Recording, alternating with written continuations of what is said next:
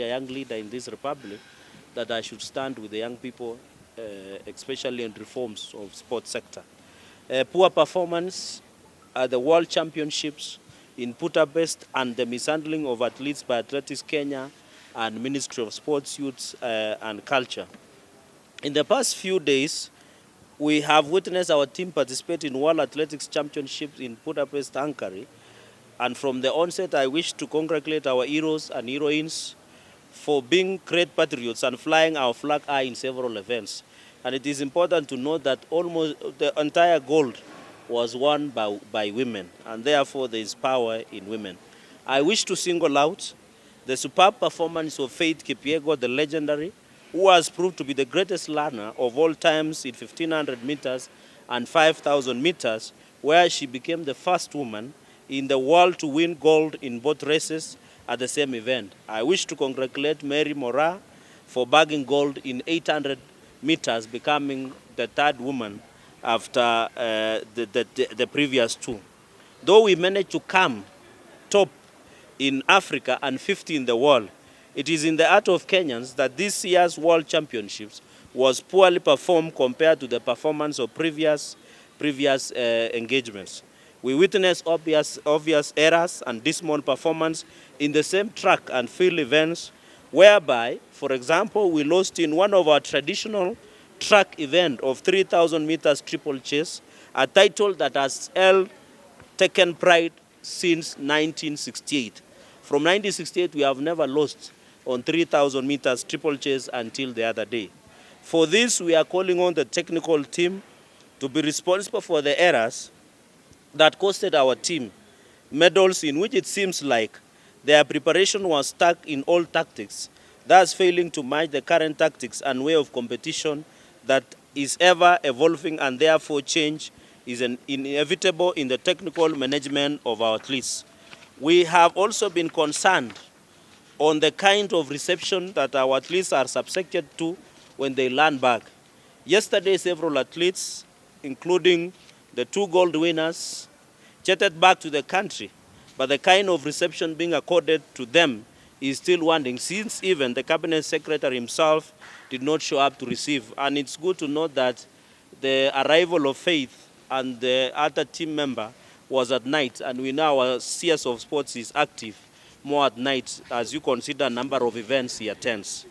This type of welcoming of athletes reflects the general poor management and lack of motivation being accorded to the team. I therefore wish to call upon the Ministry of Sports, Athletics Kenya, and National Olympics Committee to explain the following to Kenyans. One, what really happened to our team management in, and if there were any prior arrangements for athletes' receptions in Nairobi. Number two, expound, and I saw Nok trying to explain some things a few weeks ago. Number two, expound on the reward scheme system and stipends given to winners for various categories. For example, in Uganda, you can see President Yoweri Kaguta Museveni and Uganda government is giving at least a house, a car, and if you are not married, you are either given a wife or a husband. Why has the ministry reviewed the daily allowance from the previously agreed USD $300 to $60 per day?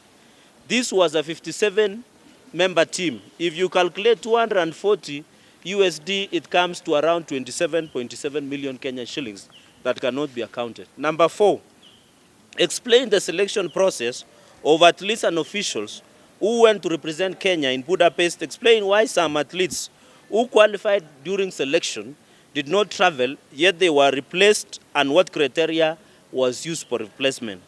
Explain why our athletes are flying on the economy class while management and officials are using business class and first class, including joy riders.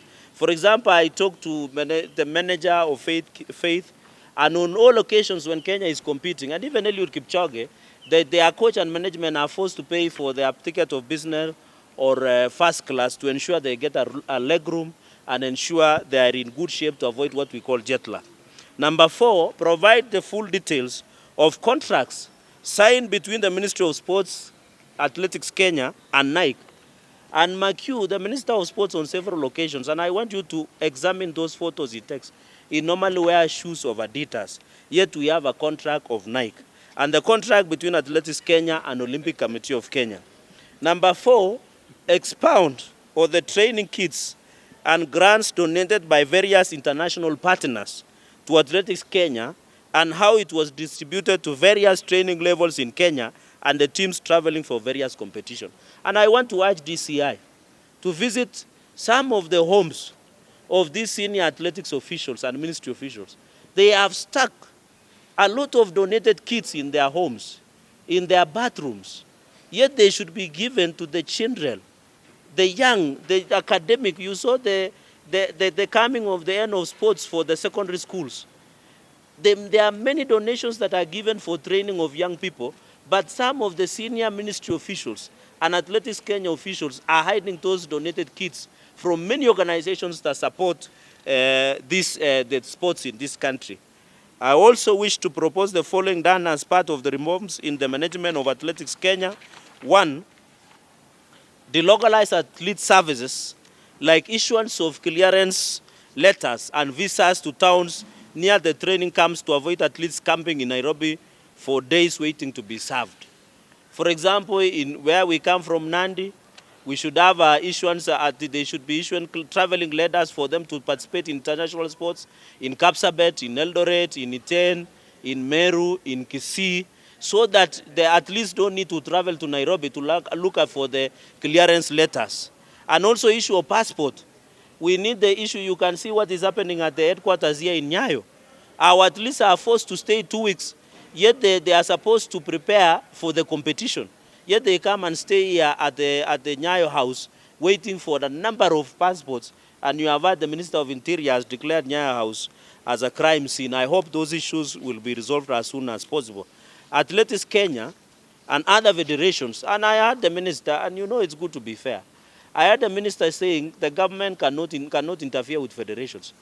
But then why are we funding these federations? Why are they using our money? If they cannot be oversighted, these federations, including Athletics Kenya, football, among other federations, then we should stop funding them. Because why are we using taxpayers' money to fund them? And therefore, athletics and other federations should hold elections after every major event. Athletics Kenya and other federations should hold elections after every major event, such as the World Championship like NOC for the next Olympic cycle. It is sad that some of the federations are having leaders in those federations that have stayed longer than Mugabe. There are Mugabes in these federations that must be shown door because they are still using old tactics to run in the modern world. Number 4, and finally, an overall replacement to be done to the technical committee to enable the team to adjust and adopt the new techniques, thus being able to compete with a new breed of competitors. What I want to say in conclusion to the Ministry of Sports and the Minister, that you don't need to hire bloggers to insult some of us in social media. What you need to do is to fix sports. Sports is sick. Sports is ailing this country. And you are aware, and you, my brothers and sisters who are here, most young people are dependently on sports. From North Rift and from Nandi County, where I come from, if you kill sports, you have killed us. Most of the economies of North Rift survives only on the issue of sports.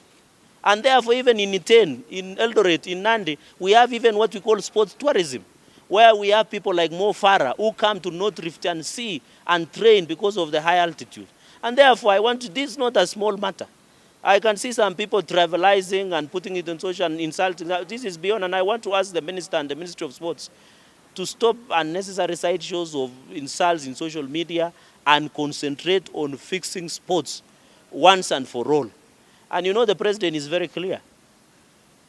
If there is any corruption in the ministry, especially on this payment of allowances to athletes, and it is very sad because I have talked to a number of athletes and to protect their identities because of avoid victimization, that they were promised $300 per day, but they were ended up being paid $60. And this was a 57-team member that went to Budapest, Hungary.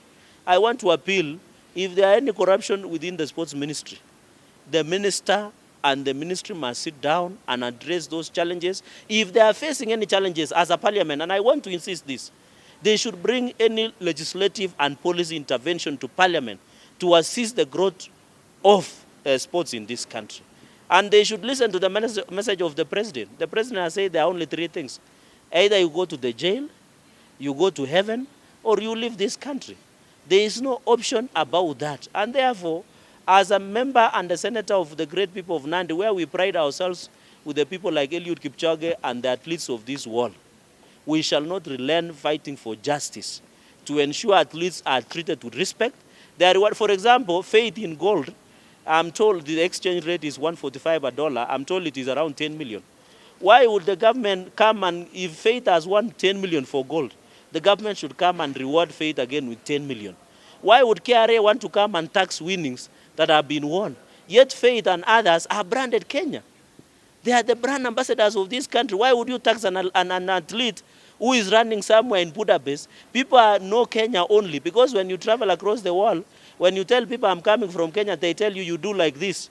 So I really want to appeal that the issue of sports, and I'm not saying only about athletics, even football, even volleyball, even netball, there is no problem with content creators. I have seen people trying to mislead the country. I don't have a problem with content creators. I don't have a problem with people who use TikTok. Personally, I'm on TikTok. But I don't see beyond midnight, because things that are shown beyond midnight, God only and the God will forgive us. But the point I'm trying to say, the content creators is okay, but we must fix the traditional sports once and for all, where athletics, football, netball, rugby, among others, should be looked into for the benefit of the young people in this country. And most of these young people who are in sports are hustlers, and we must protect them at all costs. With those very, very remarks, finally, I have filed these questions also with the clerk of the Senate, say that when the Minister of Sports appears, I would request that I file 100 questions before the clerk. I hope I'll be given around 4 to 8 sittings to be able to grill and question the CS of Sports. Although he has written a letter to me wanting to appear to come and answer, he should be aware of parliamentary procedures. Parliament cannot be directed. He should wait for him to be invited, then he can answer those questions. So I wish to rest there and say thank you for coming to this brief presser. Let us continue supporting our sportsmen and women. Let us continue welcoming them. This country has a huge potential. Let us protect our sports. Our sports is the source of pride of Kenya, here locally, globally, and across.